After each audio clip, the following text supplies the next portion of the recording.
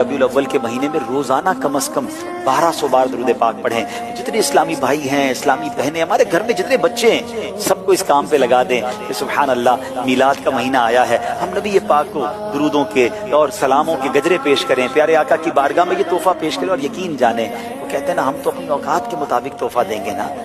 जब फकीर मिस्कीन बादशाह को तोहफा देता है ना, तो अपनी औकात के मुताबिक देता है। अगर जब बादशाह अता करते हैं ना, तो वो अपनी शान के मुताबिक अता करते हैं। तो दुरूद पाक के तोहफे तैयार कीजिए। हाँ, एक और तोहफा आपको बताता हूँ। नबी पाक अलैहिस्सलाम को क्या पसंद था? दुनिया का दस्तूर है ना, जब किसी का बर्थडे हो, सालगिरह हो, तो लोग तोहफा देते हैं। आपने क्या तैयारी की है?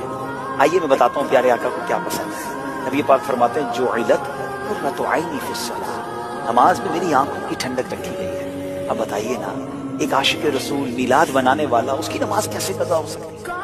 बस इंशाअल्लाह आज से नियत कर लें कि 5 वक्त पाबंदी से नमाज पढ़ें और ये तोहफा नबी पाक की बारगाह में पेश करेंगे।